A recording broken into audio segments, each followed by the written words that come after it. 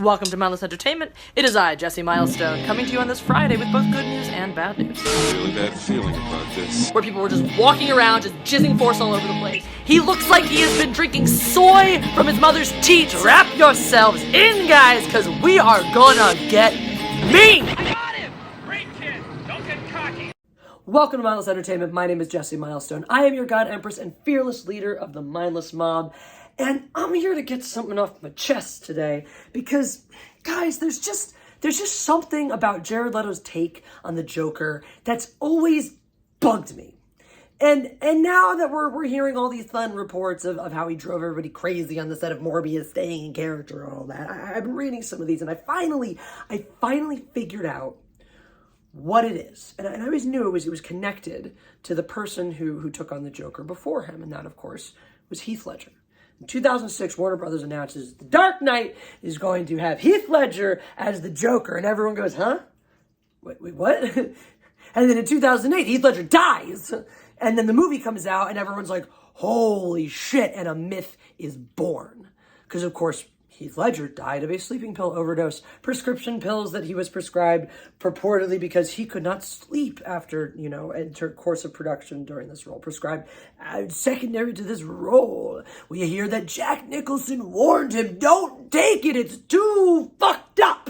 Jack Nicholson, of all people. And so now we have this legend of the role that was so dark, it killed a man.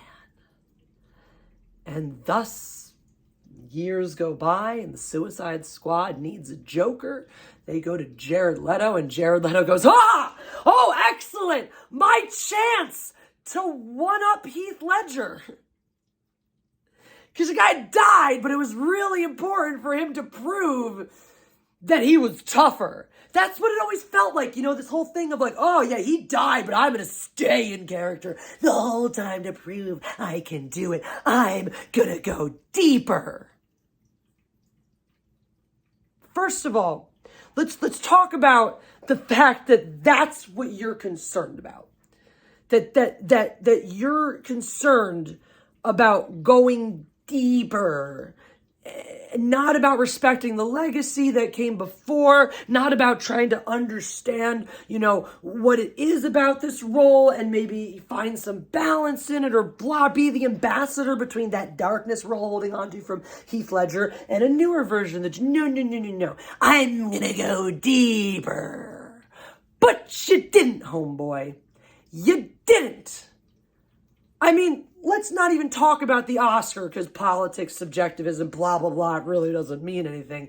Look, people are walking around out there still quoting the Joker, still Heath Ledger's Joker, mind you, still trying to do his voice, still cosplaying as him. And look, Jared Leto's Joker has his fans, I'm sure, but I have yet to meet a single human being who says that is their favorite Joker. Do they exist? They must. But let's not sit here and pretend that there's some sort of significant majority.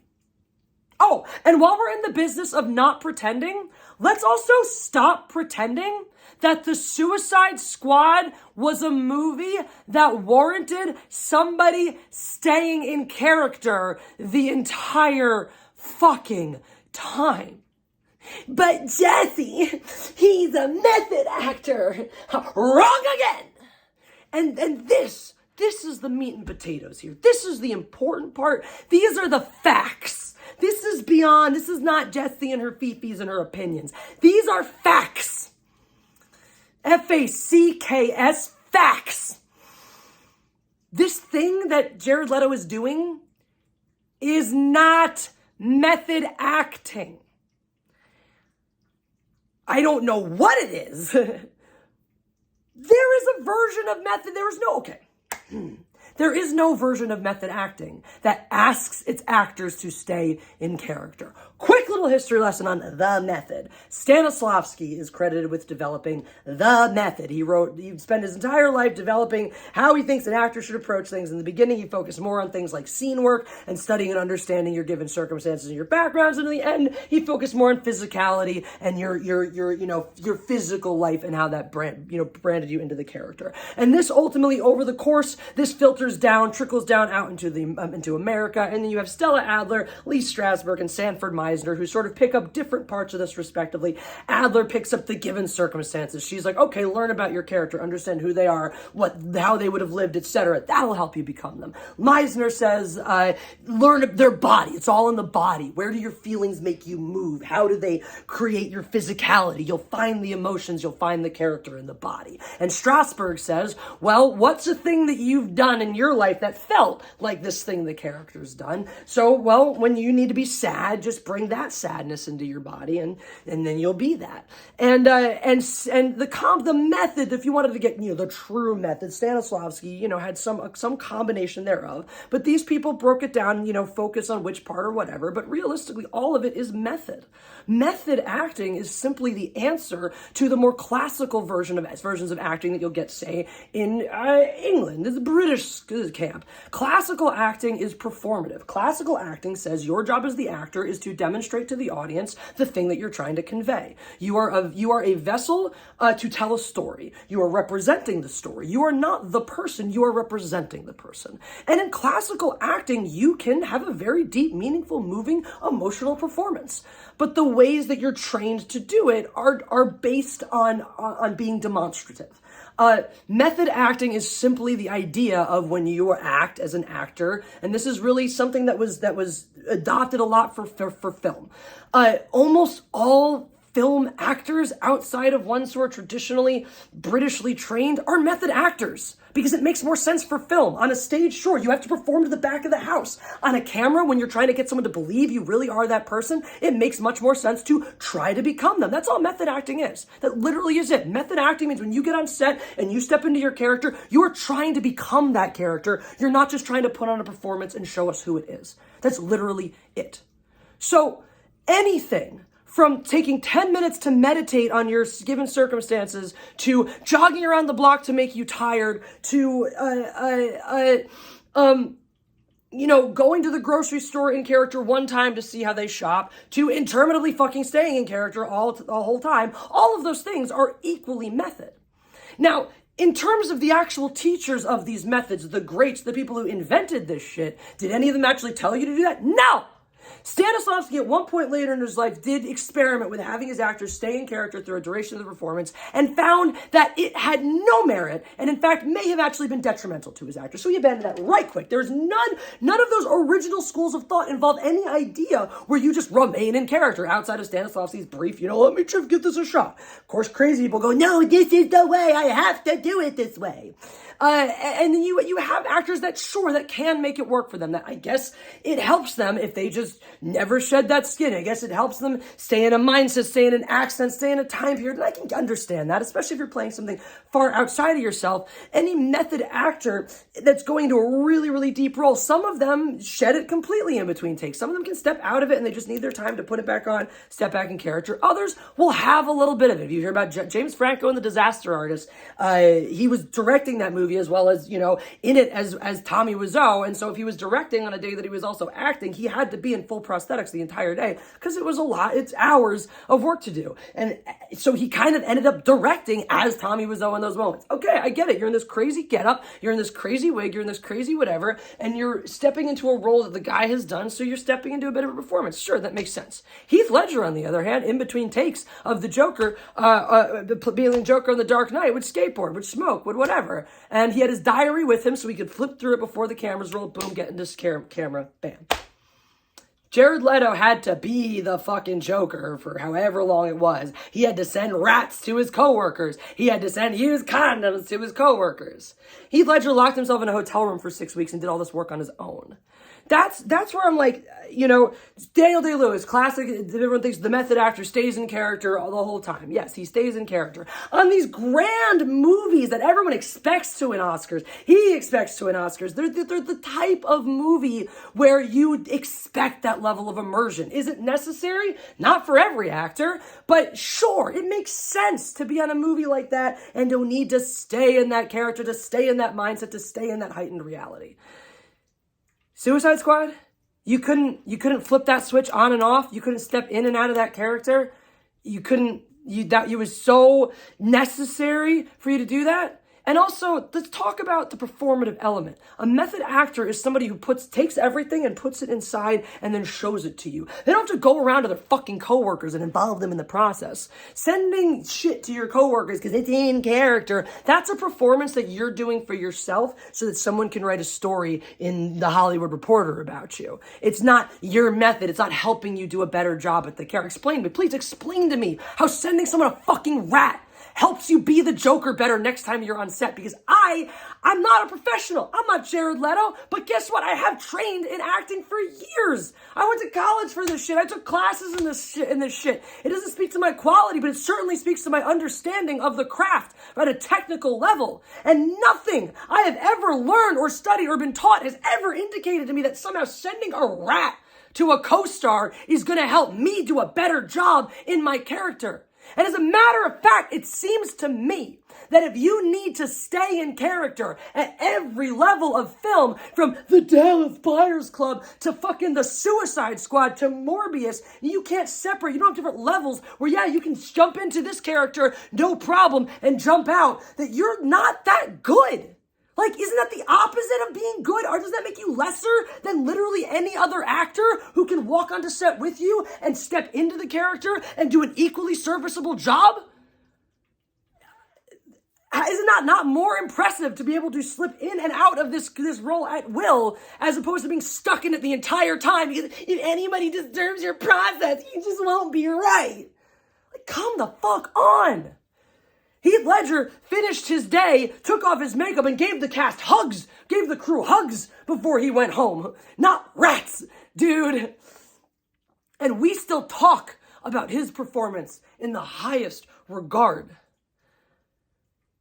We don't talk about the performative bullshit. So like I said, right? So words, right? Heath Ledger dies of this sleeping pill overdose. I like it. Words. Many. That was to indicate how many minutes ago I said those words. A lot. He dies from prescription medication from that he was given to help him sleep. That, you know, he wasn't sleeping because of this role. Blah, blah, blah. It's not the fucked up nature of the Joker that killed him. It's not the darkness of this role that he couldn't handle. Everything he said was how much he enjoyed shooting, how much he enjoyed the process, how much he enjoyed all of that. A real method actor is just draining themselves from that emotional work. It's difficult to live that way. That's the work of an actor. That's what we take home with us. Some people take home their, paperwork, meetings, whatever, etc. An actor takes home the emotional baggage of whatever they've done that day. And think about it in your own life. If you have an emotional day, if you had a fight with somebody, if you had a cathartic moment, if you had a breakdown, if you had a breakthrough, you feel drained at the end of that day. Well, when you do your work as a method actor or any good actor to step into that skin and be in that role and live in those emotions, good, bad, or otherwise, it doesn't matter if you're internalizing that or it becomes personal or it's damaging your psyche. It's just draining. It's exhausting. And it takes time to divest yourself of all of those feelings at the end of the day. Just like yourself, if you're in an altercation about, have something terrible happen, something really high stress in your day, at the end of the day, sometimes it's hard. It takes a little time to unwind, to let it all go and go to sleep. And that's what happened to Heath Ledger. He poured his heart and soul. He overworked himself. It wasn't a matter of the role killed him. It was a matter of Heath Ledger was an actor with an incredible work ethic who poured literally everything he had into that role. And as a result, he didn't have anything left. He didn't have a healthy balance in terms of his energy, his sleep, his whatever. And so he accidentally, took too many and went bye-bye. And to me, it's as simple as that. You can believe whatever you want to believe, something more crazy and more mythical, or something more conspiratorial, or something even simpler. I don't know. But that's what I believe about that. And to me, it's not a sign that you're this greater actor, that done this greater thing because you stayed in character and didn't die as a result. It just shows that you weren't made of the same stuff. For better or for worse, it's just different. Heath Ledger was able to get into that role in a way that Jared Leto never was. And he was able to deliver us something incredible that Jared Leto never could. And he paid a price for his art, for his work, for sacrificing that deeply for a major, major role. And I don't know why Jared Leto keeps wanting to perform these pony tricks for us, for all this, for this praise, because that's not method acting. And in fact, when you go back and even think, like, Dallas Buyers Club versus Brokeback Mountain is another great example between these two actors. Now, I haven't seen Dallas Buyers Club, so I can't actually comment on the performance itself, and for all intents, it was great. He did, he won the award for that. Hooray! But he did it playing a trans person. So canceled by today's standard. And the role I believe Heath Ledger really should have won the Academy Award for was Brokeback Mountain. And at the time, if you remember, Brokeback Mountain was relegated to the trash bin for a lot of people right off the get-go because of the thematic content. People were not ready for the gay cowboy movie. It was for chicks or gay people or ill.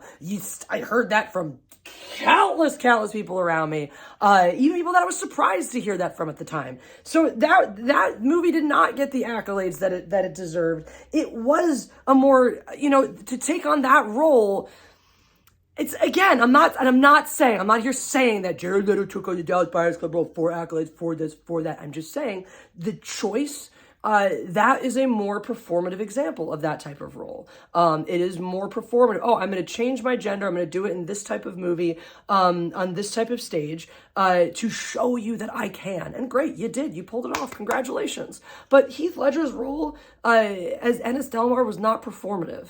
It contained very few words, but the depth of emotion, oh my fucking God, I cry at the end of that movie every time. He doesn't say anything. He literally the whole end of the movie is him not saying anything, just like his emoting through it, and you're like, holy shit.